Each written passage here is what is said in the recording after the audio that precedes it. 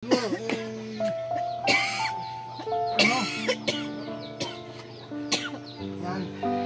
So ito na lang.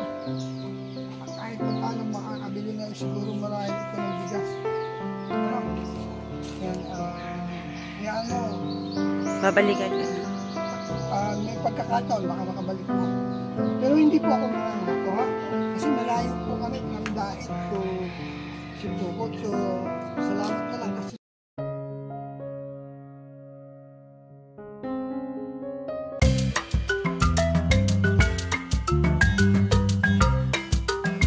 Kalingap, andito tayo ngayon sa Tabing Riles.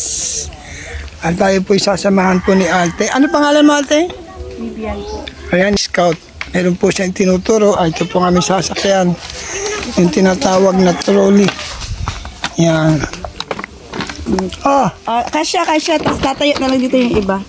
so on the way po kami. At ito ay... Diyan na lang. Bad tumawal. Sige. Be, dito na lang, Be, oh. Ito yung ditulak.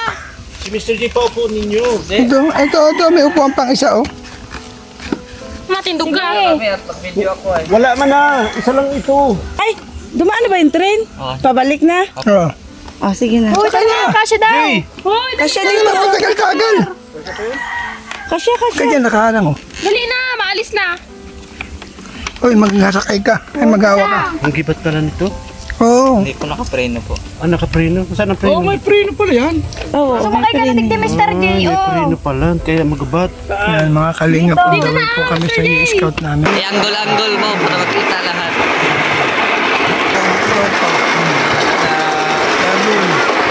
Ay, grabe. Pag may train ha. Ako makakalukson. Pag may train.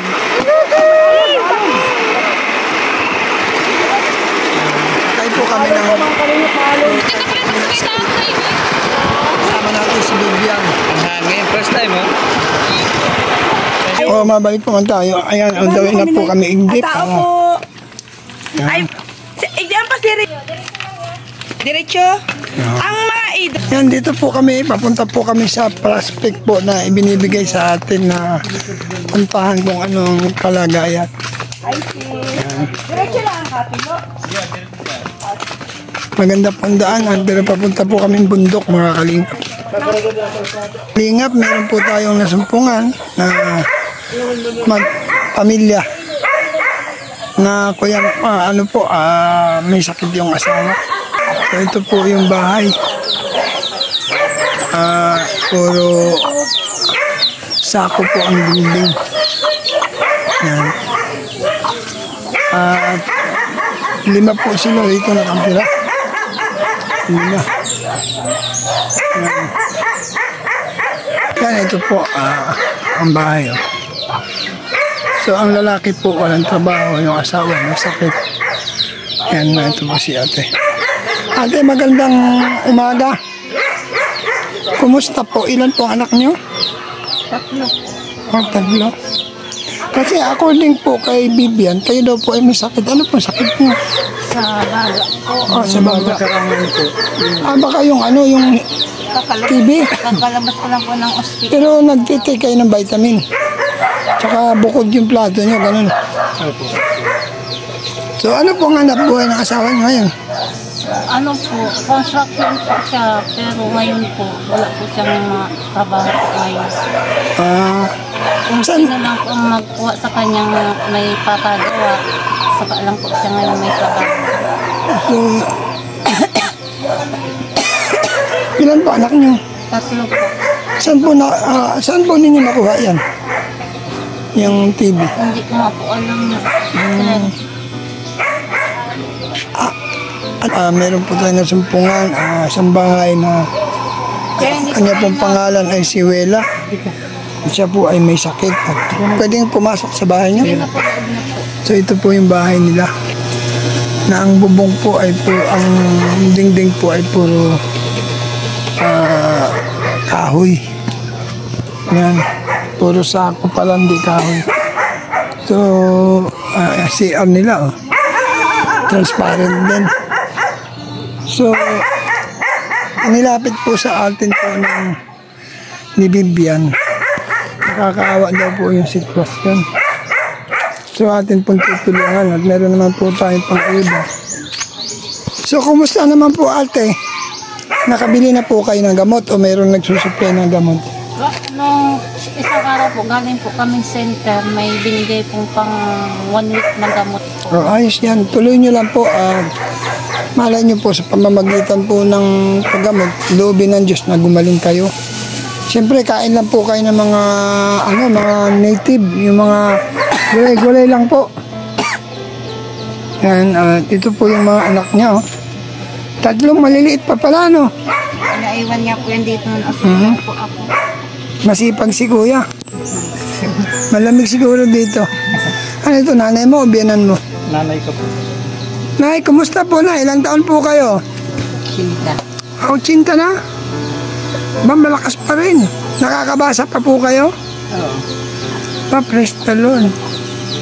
So ano po ang maitutulong natin ate? Para po maipakita natin kay Kuya Bal ang inyong sitwasyon. Sa ngayon po, may talaga paghanap buhay po ng asawa po, wala po kami. Hanap buhay.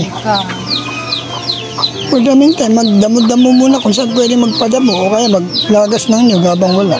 Yun nga pang extra niya po, pag meron pong nagpapagawa sa kanya, tumatawag po dito sa bahay. Ganun talaga ang buhay. So, ito po yung inyong bahay, ano? Eh, kuya, kumusta naman po ang hanap buhay? Tulad niyan, sabi mo, wala kang hanap. Saan kayo kumukuha ng kabubuhay niyo? Minsan po, may nabigay naman po mga kakilala. Ang gatas ito, diaper. Oo nga, yan ang hirap. Ano? Kaya nga sabi ko nga, pag mahirap talaga, dapat din medyo control din. Kasi unang-una, ang paglaki ng pamilya, paglaki ng gastos din Kaya nung ako nagpamilya din, kahit gusto ko, pinipigil ko Kasi mahirap. Pero nandiyan na yan, talagang kailangan pagsikapan. So, bukod po doon ko, ano pa pong alam nyo hanap buhay? Construction lang. Tulad niyan, itong asawa mo, medyo may nararamdaman pala. So siguro po ang may tutulong ko lang is sa ngayon ang may tutulong ko lang siguro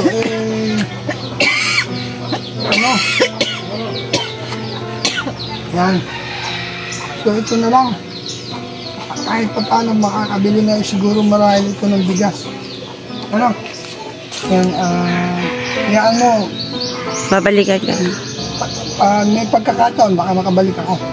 Pero hindi po ako mangangako kasi malayo po kami from Daet to Sipukot. So, salamat na lang kasi si Bibian nagsabi na baka pwede kayong bisitahin. So, nakita ko naman yung kalagayan niya. At the same time, naawa na rin ako kasi wala palang trabaho. Siguro kahit pa paano makakatulong yan.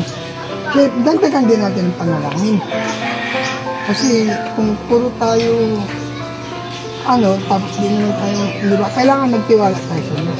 Sige, pag-try ko yung sakit mo, malay mo, gumawa ng himala ang Diyos, Sabi nga ng Bible, dahil nalaman ang pag-ibig ng Diyos sa sanglibutan, kaya binigyan niya kanyang bugtong na anak, upang sino man sumampalataya, di mapahamak, hindi magkaroon ng buhay ng mga.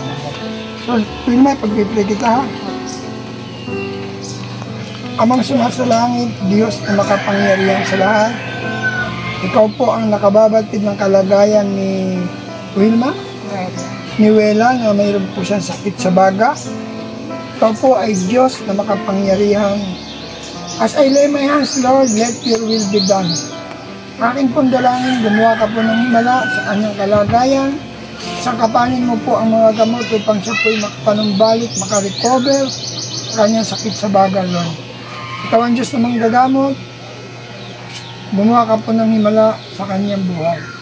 Akin pong dalangin, mag-provide ka po ng kanilang pangangailangan at dalangin ko po ang kanyang asawa makakuha po ng maayos at marangal na hanap buhay. Pagpalain mo ang kanyang anak, mailayo sa masakit karamdaman, ito po hindi mahawa sa kanyang ina. Let the covering of your most precious blood, O God, be upon this family. At akin pong pinuputol, anumang sumpa, ng sakit, karamdaman, na minana niya sa kanyang mga magulang o kanyang mga kanunuan. Sa oras na ito, let the covering of your most precious blood be upon this family, Lord God. At hayaan mong patuloy na mabuksan mo ang kanilang spiritual understanding, spiritual heart, spiritual mind. Maraming pong salamat. Ito pong aming dalangin in Jesus' name. Amen. Yan, maraming salamat siyempre po sa ating pong sponsor na naging daan para po tayo ay makapag-ayuda. At pasensya na ka na kasi biglaan lang ito. Wala akong dalang bigas talaga. Kaya pera na lang ang binigay ko. Salamatan ng sponsor natin. Salamat po, ma'am. Sabihin mo na lang. Ma'am Estrenita Pats. Sa blessings po. Yan.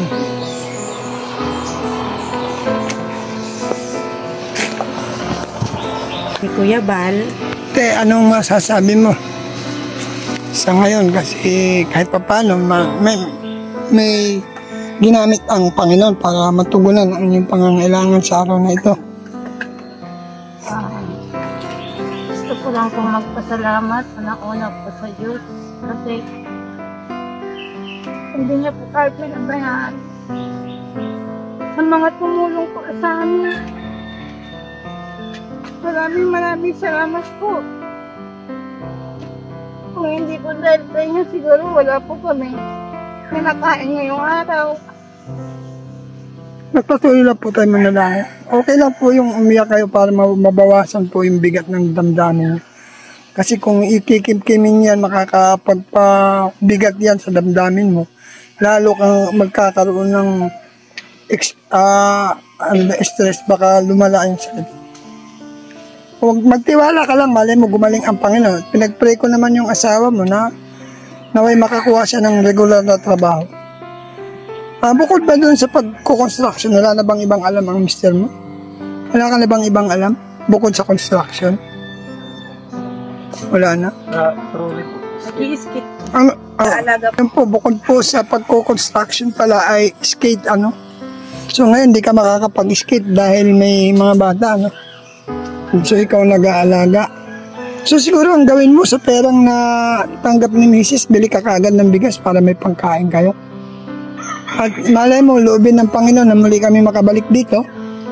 Hindi ako mangangako kasi alam mo, nakabase pa rin tayo sa mga mag-i-sponsor. Malay natin, baka po may gamitin ang Lord na magbigay para sa inyong pamilya. Kahit man lang isang sakong bigas, mabigyan kayo, malaking tulong na rin yun. Sige kuya, wag lang mawawala ng pag-asa. Ate, salamat. Wag ka nang magulumihan ng. Kaya tama yan, kung minsan pag may problema, iiyak mo lang yan sa Panginoon. At pasalamatan natin yung sponsor. Maraming salamat po sa bigay po ng tulong sa sponsor ko. Salamat po sa financial pong bigay po ninyo. Kaya mga kalingap, maraming pong salamat. Shoutout Ate Merluza, Sterilita Prats, Tita Litz, Binil, Tara Igpe, Hans Datker, Armagalong Mixblad, Josephine Portante, Migraine, tunay nga po na nakakawa ang pamilyang ito. Salamat po sa inyo. Yan, maraming. See you next vlog po. Jesus loves you. Hanggang sa muli. Bye-bye. God bless.